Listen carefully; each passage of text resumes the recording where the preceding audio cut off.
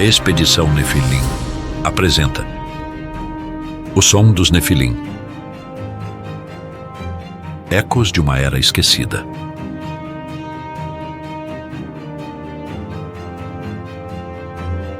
Volume 1.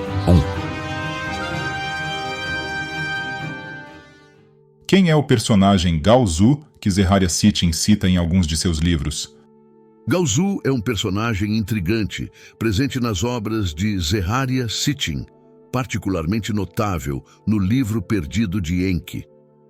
Importante destacar: Gaozu é uma criação ficcional, uma espécie de licença poética que Sitchin empregou para tecer narrativas mais coesas e envolventes em seus livros.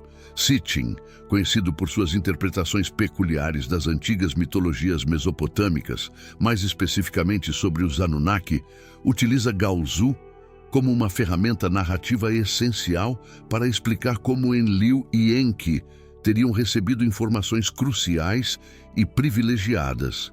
Gaozu é retratado como um mensageiro do grande Criador de tudo. Sitchin sempre foi transparente sobre a natureza fictícia de Gaozu, citando isso logo no início do Livro Perdido de Enki. Ele nunca pretendeu que este personagem fosse visto como uma figura histórica real. Pelo contrário, o uso de Gaozu no Livro Perdido de Enki é um exemplo claro da abordagem criativa de Sitchin para preencher as lacunas nas histórias dos Anunnaki. Essas histórias relatadas nas tabuletas cuneiformes Suméria ecoam nos textos bíblicos da Torá. Ao introduzir personagens como Gaozu, Sitchin busca oferecer uma narrativa mais fluida e compreensível para os leitores modernos, tecendo conexões entre os supostos mitos antigos com suas próprias deduções. Um paralelo interessante pode ser traçado com outro personagem de Sitchin, Endubsar, que ele descreve como o escriba a quem Enki ditou suas lamentações, conforme narrado no Livro Perdido de Enki. No entanto, é vital notar que o nome Endubsar literalmente significa escriba em sumério, reforçando a ideia de que Sitchin está usando um nome simbólico ou representativo, em vez de referenciar um indivíduo histórico específico. Esta escolha de nomes não necessariamente reflete o estilo literário de Sitchin, falando desta obra, o Livro Perdido de Enki, uma vez que em seus demais livros sua escrita é essencialmente formal. Pelo que o canal Expedição Nefilim ensina, é desolador pensar que não existe um Deus protetor que venha nos fazer justiça e venha nos socorrer. Seria isso mesmo? Isto é, estamos abandonados à própria sorte nesse mundo? Na verdade, ninguém estará abandonado se não quiser ser abandonado. De fato, quando os Anunnaki evoluíram o Homo erectus até o homem de Neandertal, o objetivo era apenas um: desenvolver uma ferramenta de trabalho. Era isso que os Neandertais representavam. E por milhares de anos, tudo o que eles recebiam por todo o exaustivo trabalho que faziam era um pouco de ração, água e um dia de descanso. A experiência era para se encerrar aí. A evolução natural seguiria seu curso e, talvez, a gente ainda nem tivesse chegado na condição que estamos. Isso, por um lado, seria muito ruim se pensarmos com a cabeça que temos agora, mas talvez tivesse sido a melhor decisão deles, pois teríamos aprendido todas as lições de cada estágio evolutivo. E quem sabe, num futuro ainda muito distante, nossa humanidade atingisse um nível de maturidade e consciência a respeito das nossas responsabilidades e que fosse menos destrutiva. No entanto, Enki, Ninmah e Ningzida decidiram continuar suas experiências. E aqui estamos nós, nossos ancestrais, e nem todos eles, mas apenas o que estavam mais próximos dos Anunnaki. Receberam alguma instrução sobre agricultura, pecuária, matemática, engenharia, administração, etc., e foram transmitindo isso para as gerações futuras. Mas a maioria não recebia qualquer orientação e seguia apenas obedecendo seus líderes e aceitando cegamente todas as imposições que lhes faziam. Exatamente como acontece numa pirâmide social. Quem está na base não tem acesso a nada e se regala com algumas migalhas que lhes são oferecidas. E se os terrestres que estavam mais próximos aos Anunnaki não se preocupavam com os que estavam nas camadas inferiores, que dirá os próprios Anunnaki? Portanto, tudo o que foi feito, à medida que esses terrestres foram aprendendo mais coisas, ia sendo omitido, favorecendo assim a criação de sistemas de controle, onde o que mais se destacava era a religião. Observem que, sob este ponto de vista, quando reclamamos por proteção e justiça, estamos olhando apenas para o nosso umbigo, sem nos preocuparmos se somos justos ou agimos com empatia com o nosso semelhante. Queremos apenas pedir sem nunca fazermos a nossa parte, ainda que pensemos que estamos fazendo. Fomos condicionados a acreditar que é dentro de um templo, ouvindo um líder religioso ou praticando rituais, que Deus irá nos ouvir e nos socorrer. Deixe-me lhes dizer uma verdade dura. Nada irá acontecer e você será enganado por espertalhões. O grande Criador de tudo não estará conectado com você por meio do engano, das ações externas ou com promessas vazias. Esta conexão só acontece se houver uma mudança de comportamento, sem qualquer tipo de barganha. E esta conexão não lhe dará nenhum tipo de privilégio ou recompensa. As coisas acontecerão porque você terá concorrido para isso. O mérito será só seu por ter mudado a maneira de pensar, agir e falar. Deus existe sim, mas não é nenhum desses ensinados por homens que ganham dinheiro explorando a sua boa-fé. E esta relação promíscua só continua movendo a roda, porque de um lado tem quem venda Deus e do outro tem quem queira comprá-lo. O grande Criador de tudo atuará na tua vida.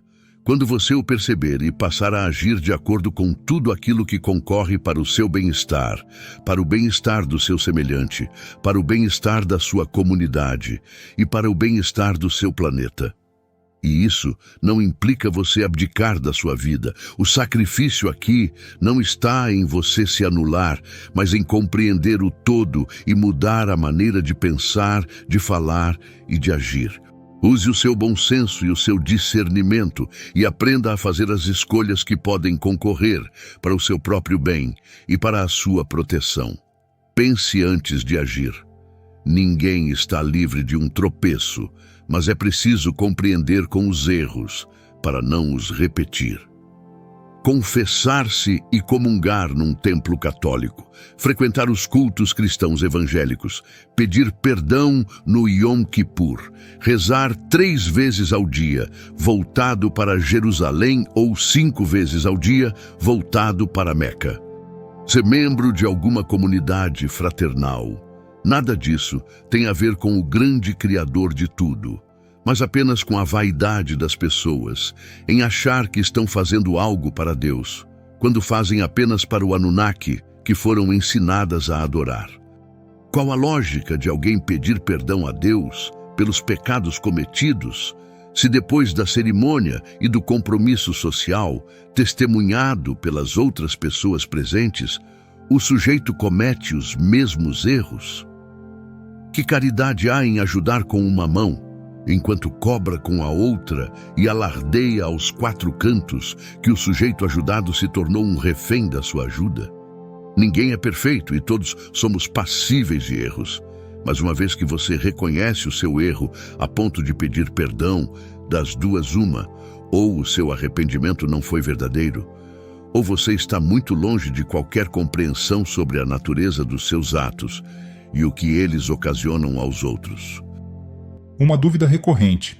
Todos somos descendentes dos Anunnaki? Sim, todos nós somos híbridos. Nós carregamos o DNA dos Anunnaki, seja pela descendência de Adapa, de Caim, de Marduk, de Enki, de Inanna, de Ishkur, de Utu ou dos Igigi. Eles se misturaram a nós, são os nossos pais genéticos. Eles se uniram às terrestres e geraram filhos e filhas. Mas muita atenção, só participarão das decisões os descendentes ou quem esses escolherem para ajudá-los, que estiverem alinhados com patriarcas. Entenda-se por patriarcas todos os Anunnaki que geraram descendências na Terra. Portanto, não haverá nenhum sistema justo na escolha de quem estará à frente de um governo, mas sim aquele que for capaz de levar adiante os planos de quem está por trás e que é quem manda no jogo de verdade. E este jogo não é controlado por todos, mas apenas por 8 Anunnaki ou 8 potências. Todo o resto é vassalo destes 8. Seria possível que haja algum líder mundial que esteja em comunicação direta com os Anunnaki?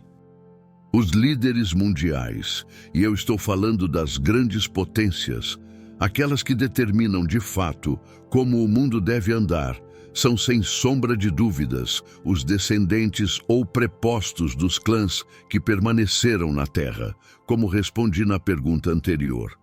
Isso não significa que todos que estão à frente destes governos efetivamente tenham acesso direto. Mas sem sombra de dúvidas, sabe o suficiente para entender que existe todo este estratagema cósmico por trás de tudo. E é assim que o sistema está funcionando, desde que Enlil se afastou e deixou que os terrestres passassem a ser governados pelos Anunnaki nascidos na Terra e pelos Anunnaki que foram impedidos de voltar a Nibiru. Neste contexto, não há ainda um líder único, são vários, e cada um deles está lutando pelo interesse do Anunnaki que o comanda. É por isso que eles nunca se entendem e estão sempre fazendo novas alianças, visando guerrear com outros clãs para tomarem seus territórios, a maioria deles formada por países satélites ou um segundo e terceiro escalão. Isso já foi mais difícil de se entender antes, mas hoje o mundo está fatiado por globalistas, comunistas, BRICS, etc.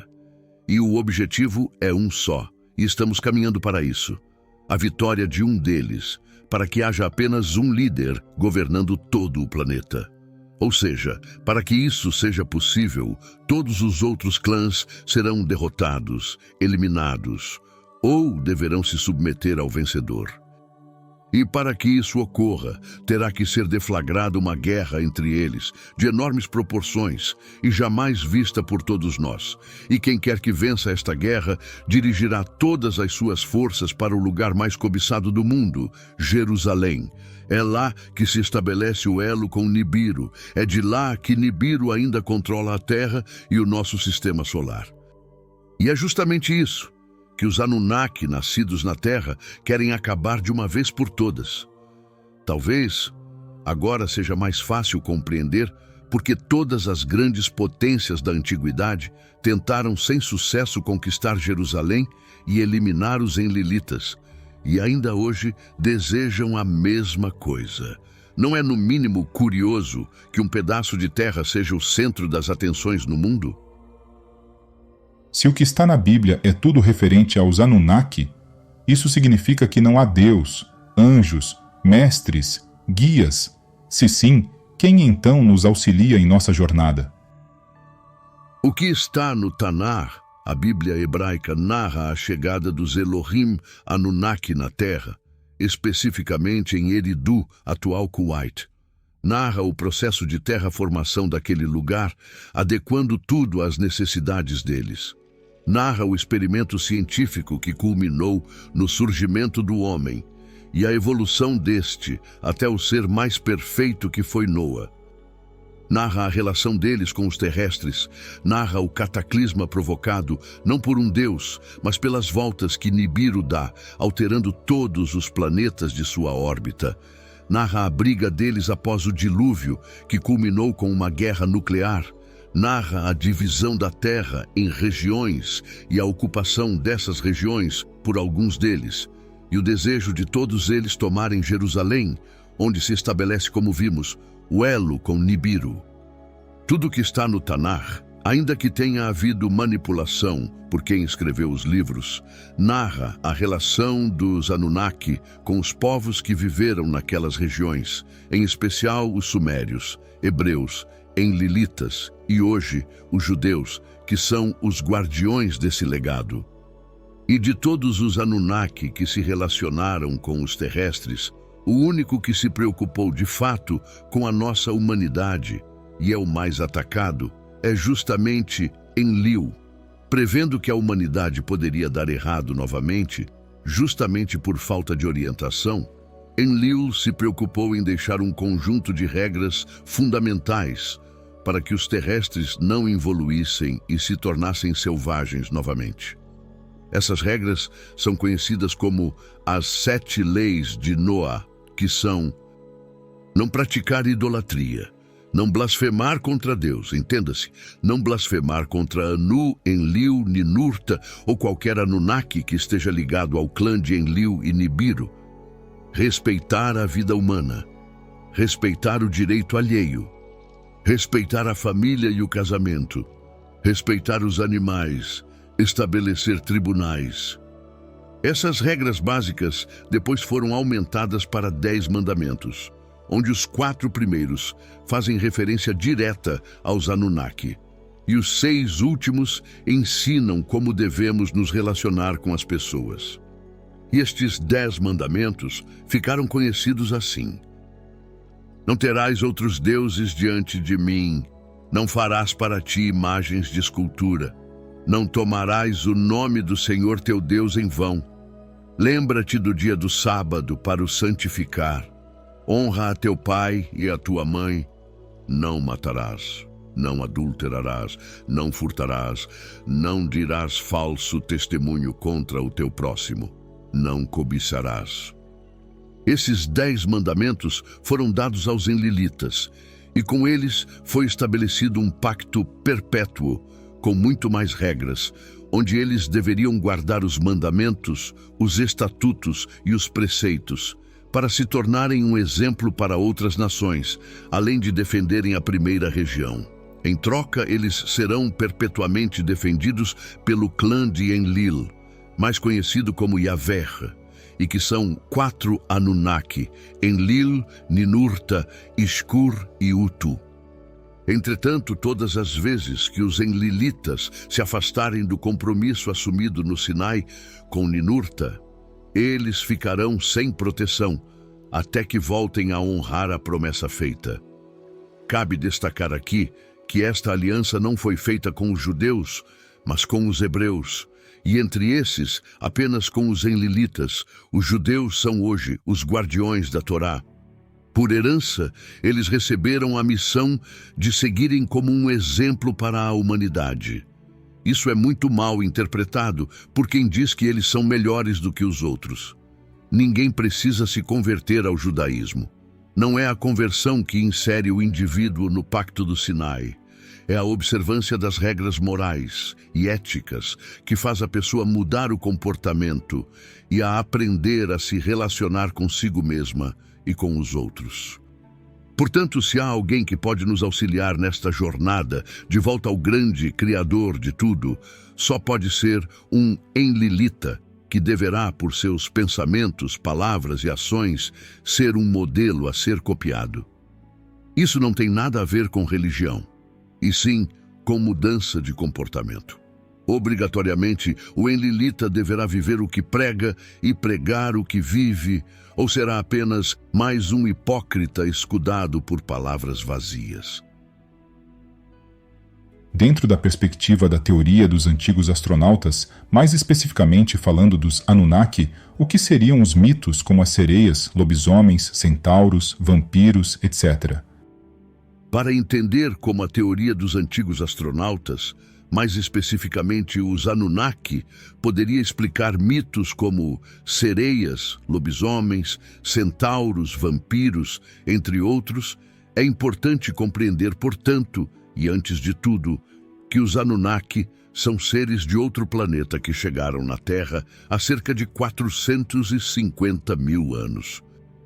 Dentro desse contexto, os mitos e lendas de criaturas como yetis, sasquatch, fadas, trolls, duendes e outros seres míticos podem ser interpretados não como meras invenções da fantasia humana, mas como registros distorcidos, por serem mal interpretados, de experimentos genéticos realizados pelos Anunnaki.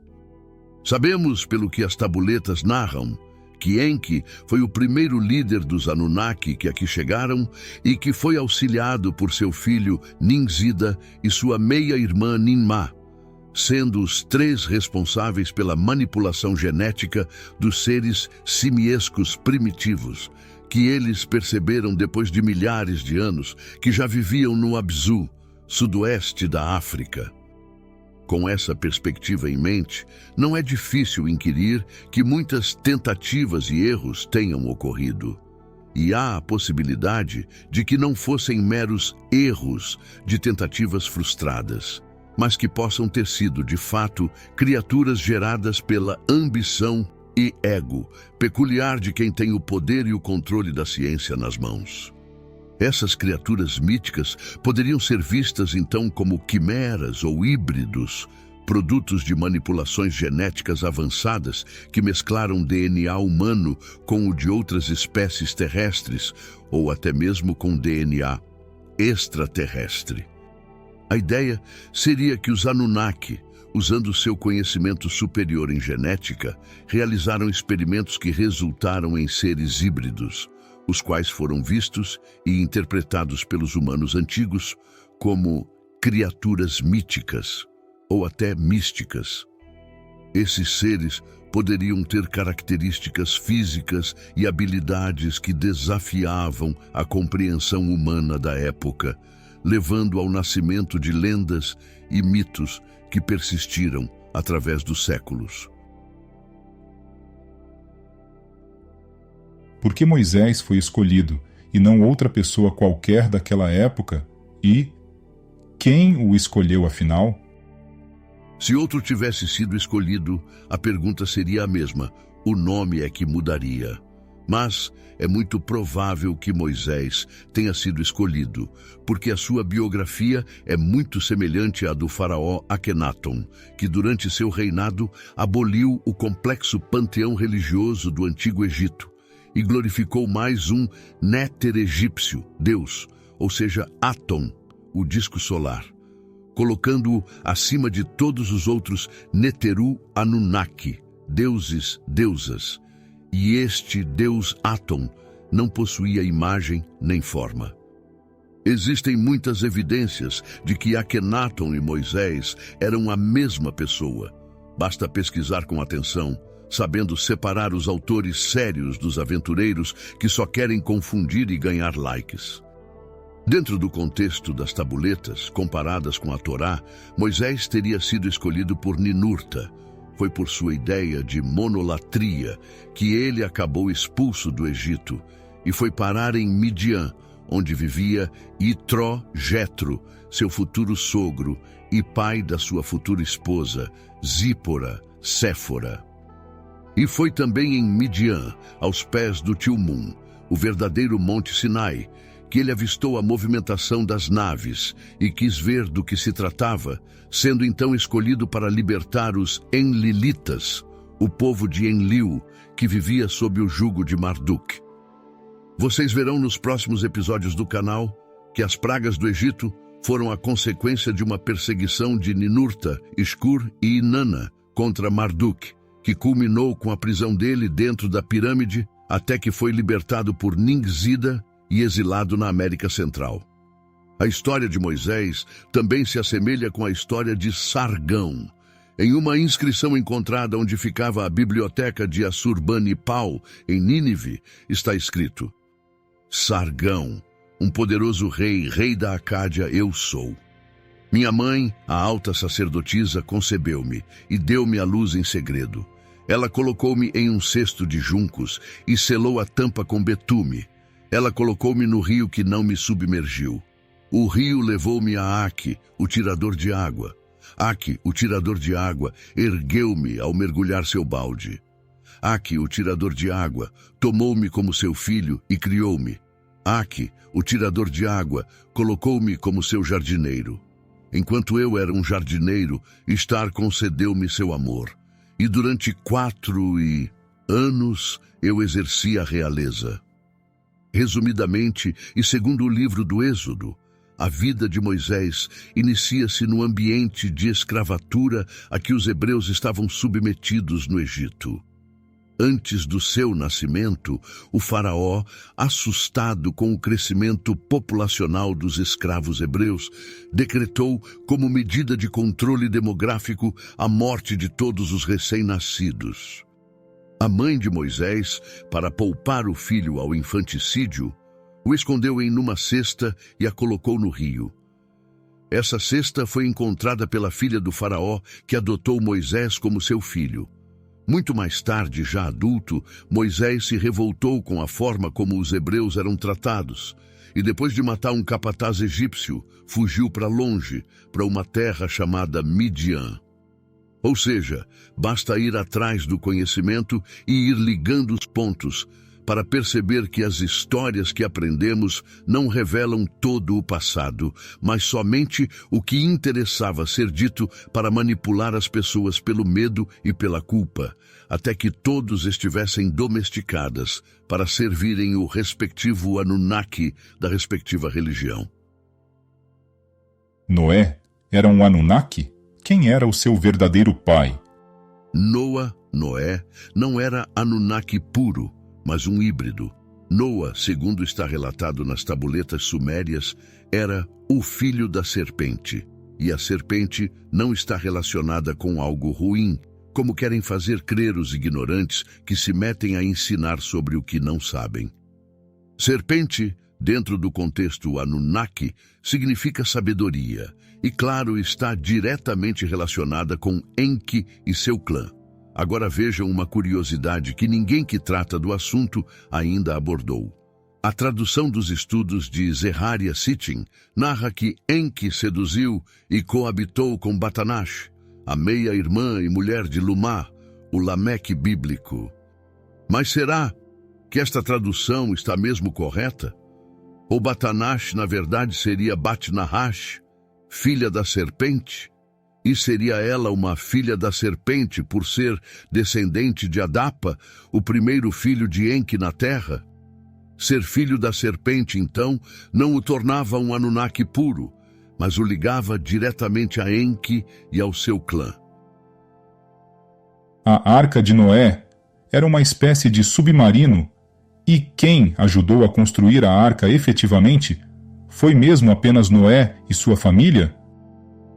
Não há nada que sinalize que a arca era um submarino, mas sim um caixão hermeticamente lacrado com betume para que nenhuma nesga de luz pudesse entrar e, consequentemente, a embarcação estaria impermeabilizada e poderia suportar a flutuação. Outro fator importante e que deve ser comentado é que a maioria das pessoas pensa que o dilúvio ocorreu como foi mostrado nos filmes de Hollywood, com ondas gigantescas cobrindo a embarcação a ponto de fazê-la submergir. Pois bem, diferentemente de uma tsunami, que é provocada por sismos em áreas oceânicas, motivando o deslocamento das ondas na direção da costa, onde menor é a profundidade, aumentando o atrito das águas com o fundo do mar, o dilúvio foi um extraordinário aumento do nível do mar, provocado pelo descolamento de paredes maciças de gelo da Antártida, que, junto com as chuvas por vários dias, avançou sobre a Terra, tomando rios e lagos, sem que houvesse tempo hábil de escoamento, e que foi cobrindo tudo à medida que o nível das águas iam aumentando. Se ondas enormes tivessem virado a embarcação, todos que estavam lá dentro, inclusive os animais, teriam perecido, e o estojo com os embriões de Enki, que para ele era muito importante, teria se perdido.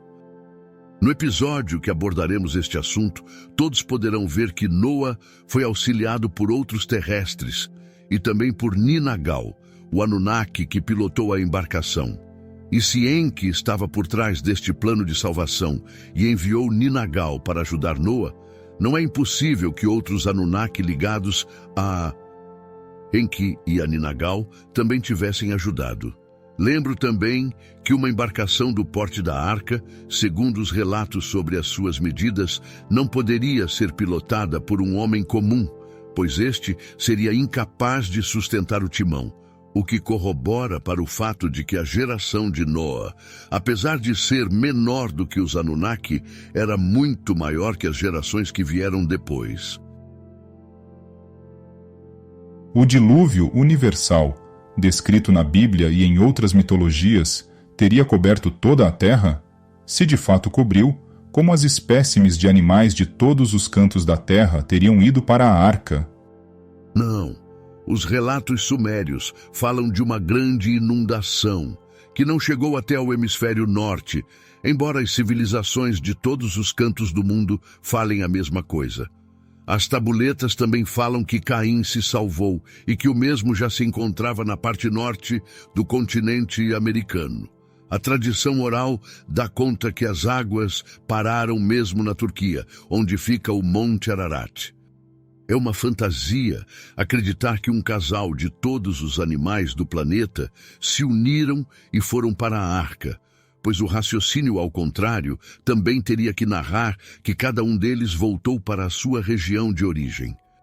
O que ocorreu, conforme está relatado, é que os animais domesticados que viviam onde estava Noa foram recolhidos para a Arca, junto com os embriões de Enki, que possibilitaram que ele começasse a repovoar a região com os animais selvagens que pereceram com a inundação, distribuindo-os posteriormente em cada canto que esteve com sua equipe.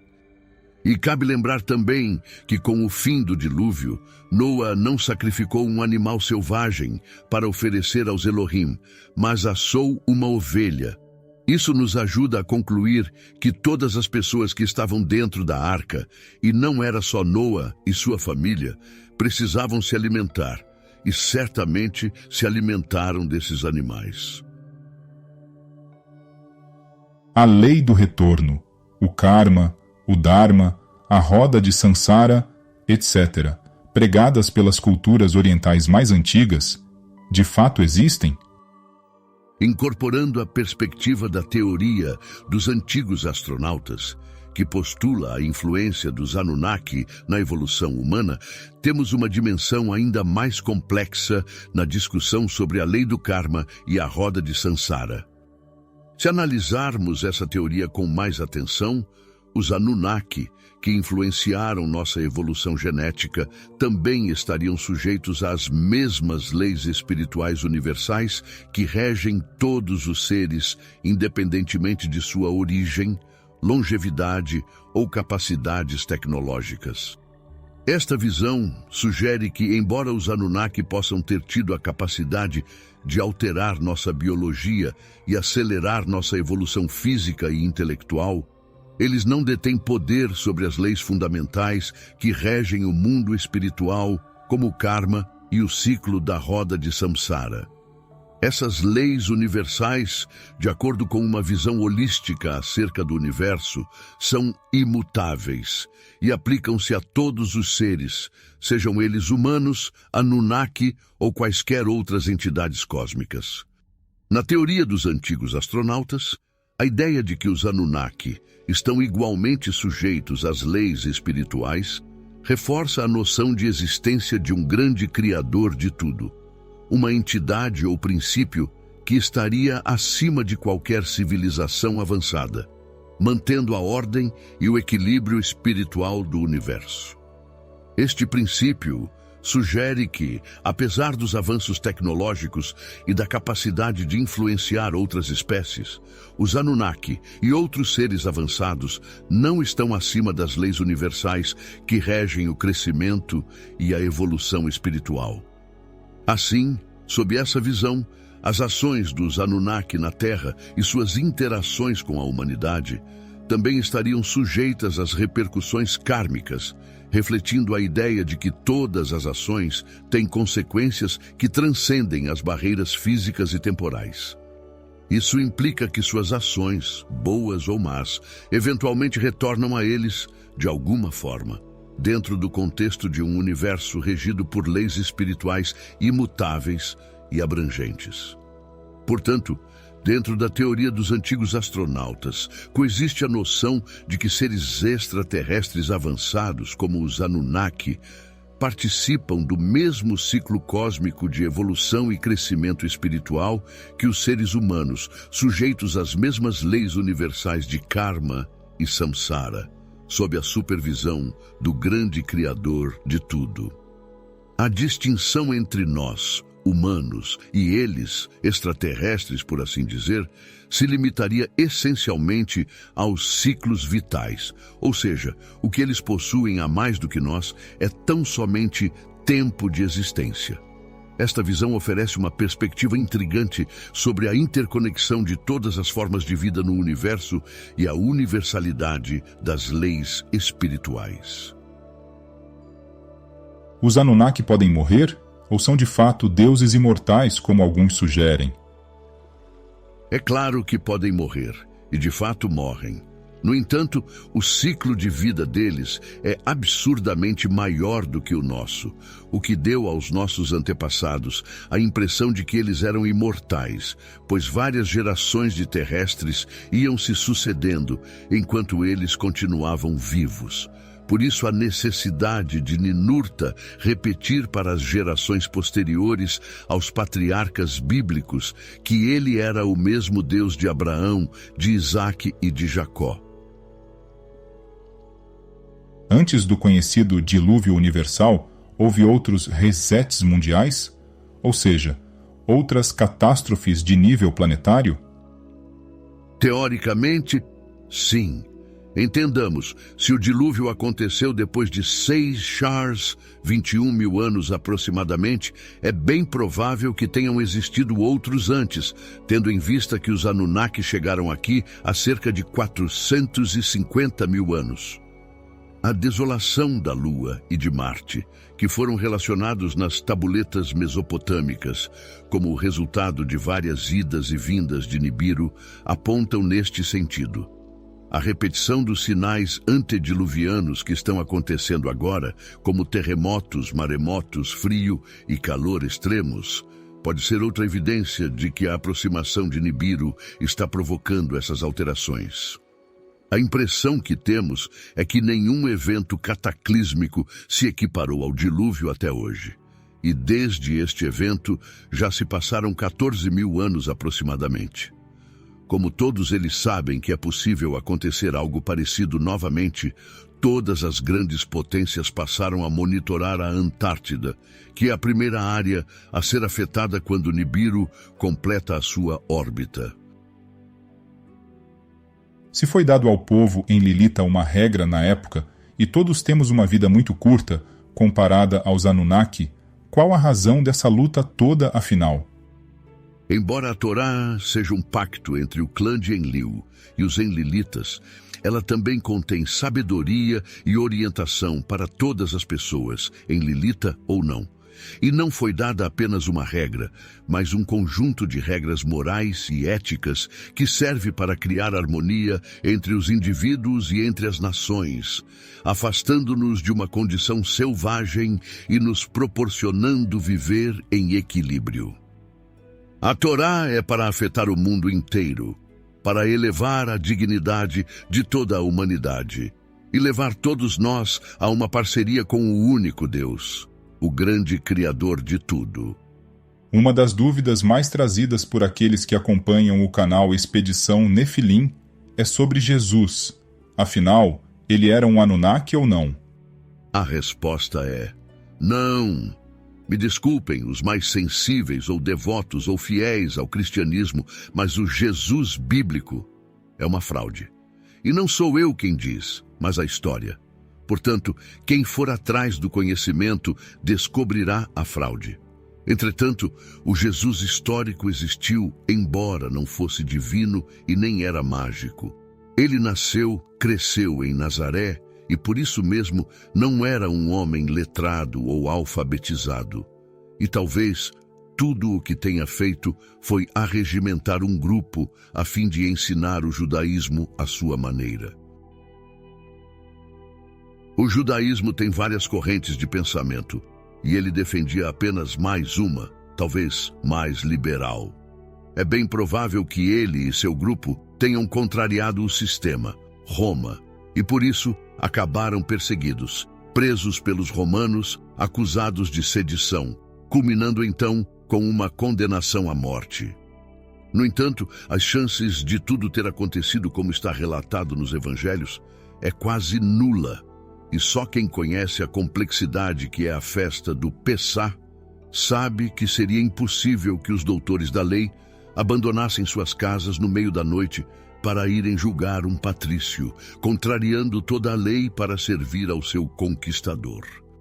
Na verdade, os evangelhos que foram escritos depois de Marcos, distante 40 anos depois dos fatos que foram narrados, foram acrescentando fatos novos, até que o último evangelho, já distante 120 anos, passou a radicalizar a narrativa contra os judeus.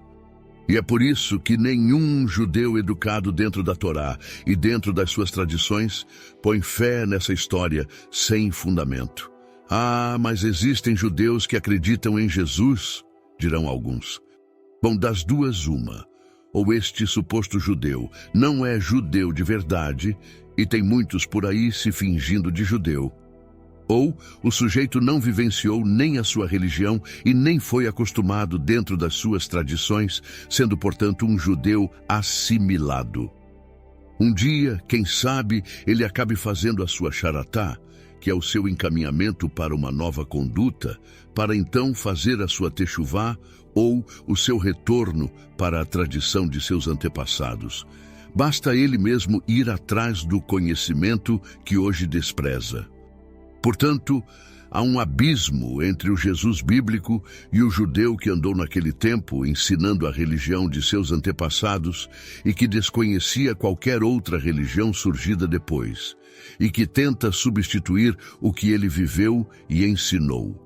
Se os judeus são os guardiões da Torá e o que este judeu ensinou foi a Torá, o problema está justamente em todos que o seguem abandonarem a Torá para seguirem outros ensinamentos, imputando a este judeu um comportamento que ele nunca teve ou ensinou. E é aí que se encontra a armadilha. Sem perceber, o não-judeu, portanto completamente afastado do pacto do Sinai, passa a acreditar que existiu de fato uma nova aliança e que ela foi ensinada por este judeu, passando a seguir a matrix criada pelo clã de Marduk. Aliás, nada contra quem queira segui-la ou deseja seguir qualquer outra, desde que ele compreenda que o pacto do Sinai foi perpétuo e foi estabelecido com os enlilitas, que eram todos hebreus. E um exemplo de como funciona a armadilha é ensinar que o quarto mandamento dado ao povo e que fala a respeito da guarda do Shabat tenha sido trocada pela guarda do domingo.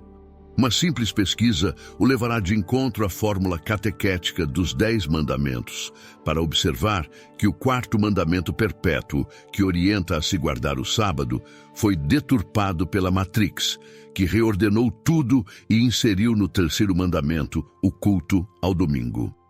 Aliás, domingo, em diversas línguas, se refere ao dia do sol, como dies solis em latim, Sunday em inglês, Sonntag em alemão, Nichiobe em japonês, etc.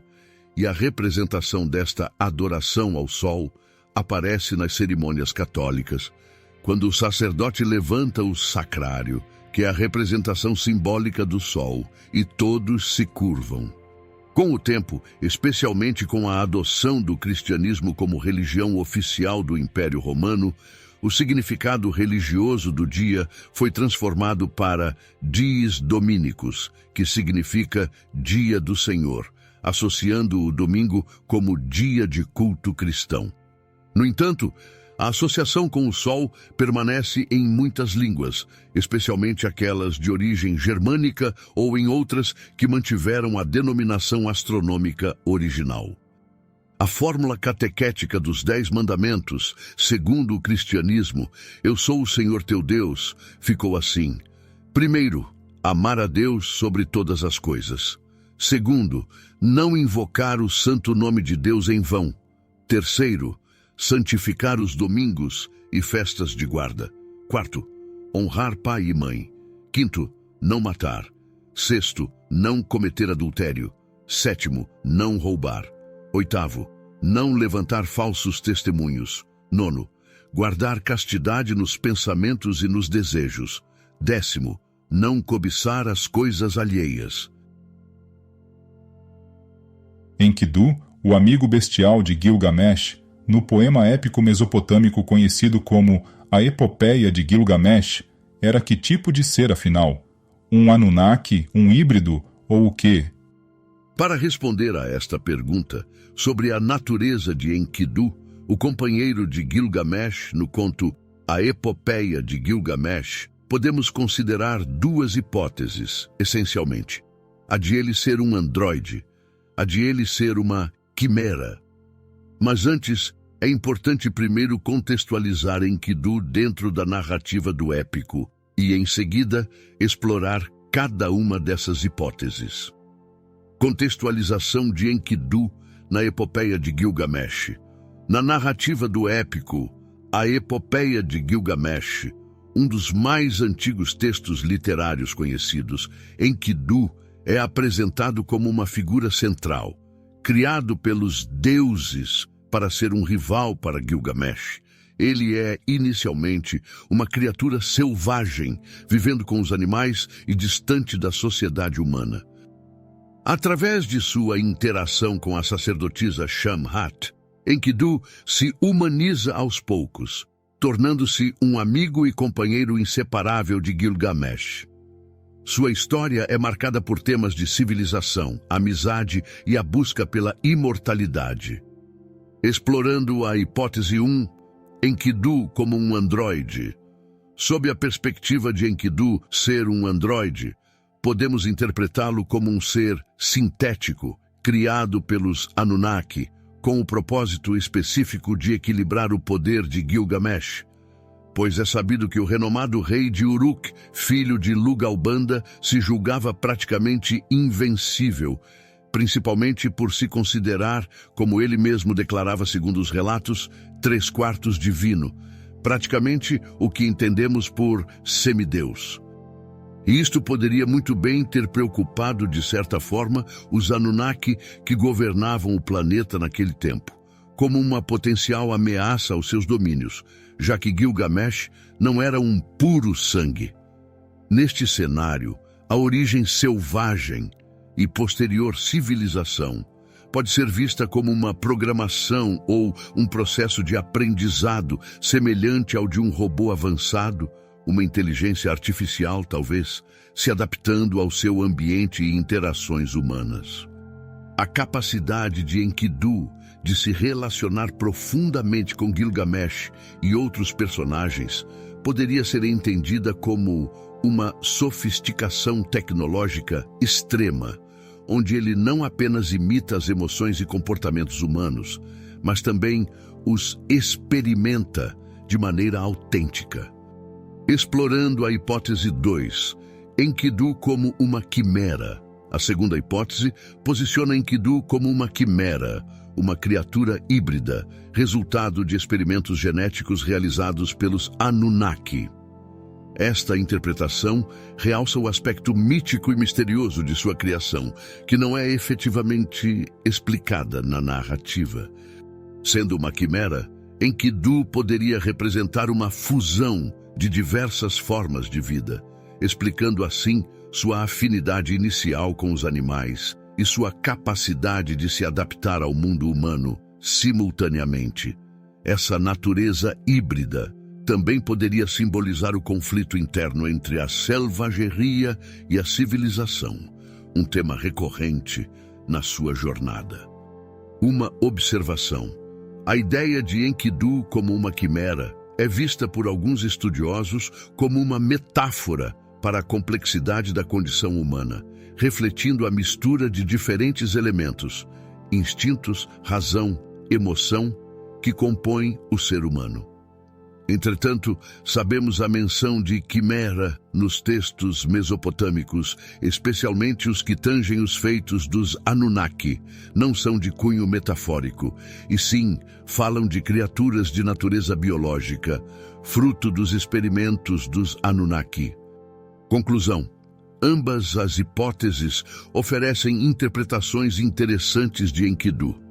A ideia dele como um androide ressalta aspectos de inteligência artificial e a relação entre criador e criação, enquanto a visão de Enkidu como uma quimera, além de enfatizar o simbolismo mítico e a natureza multifacetada do ser humano, nos remete aos experimentos genéticos realizados pelos Anunnaki desde os primórdios da humanidade.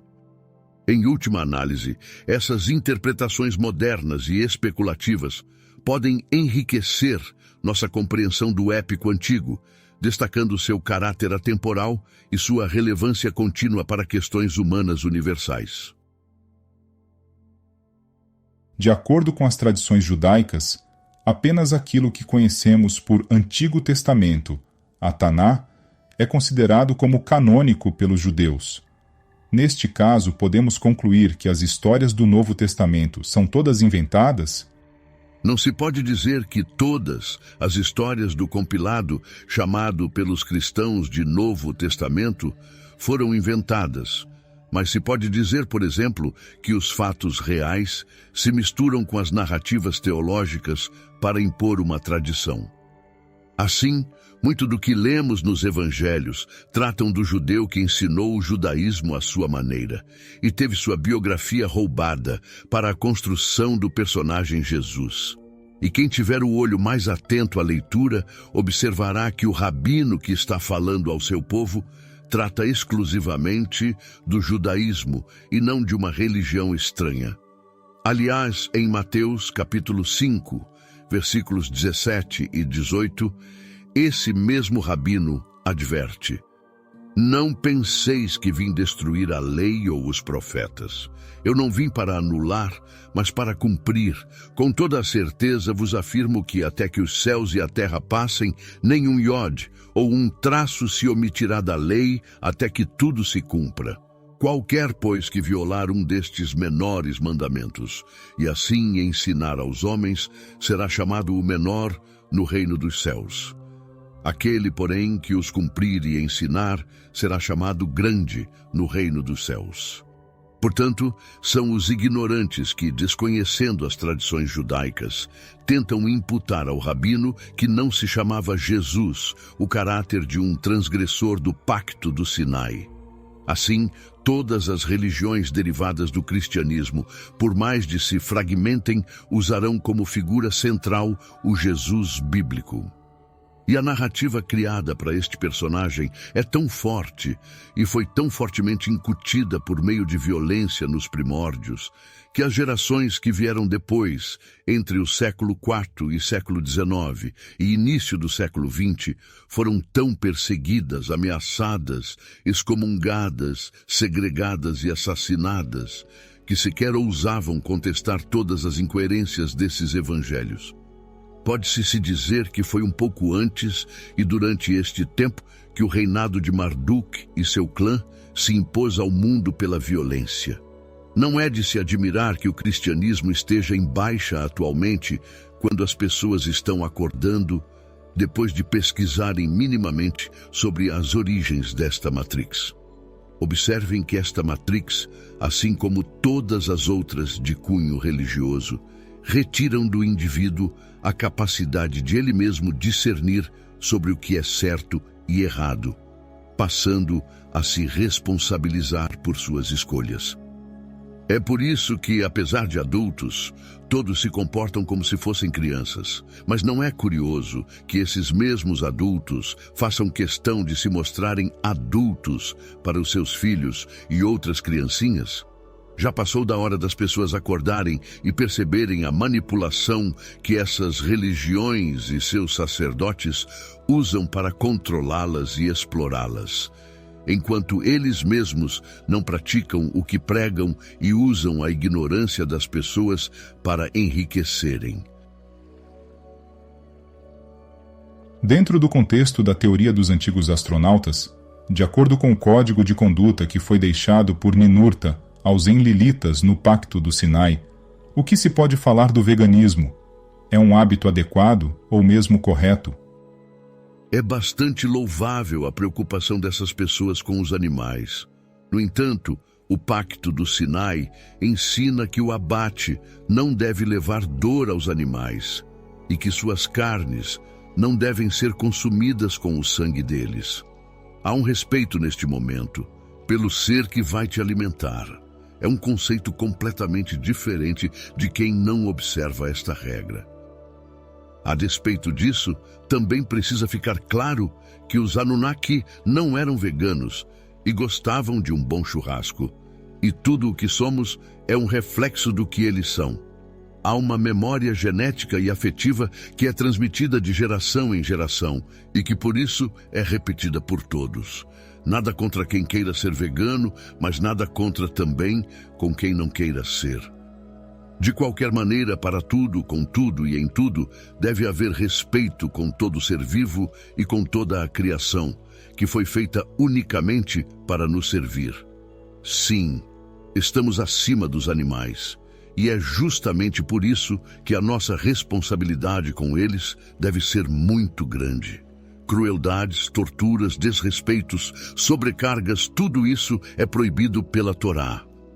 O trato respeitoso com os animais foi uma das 7 leis dadas a Noa, para que o homem não agisse como um animal selvagem, e isso se repetiu com o Pacto do Sinai, e vigora até hoje na primeira região, Israel.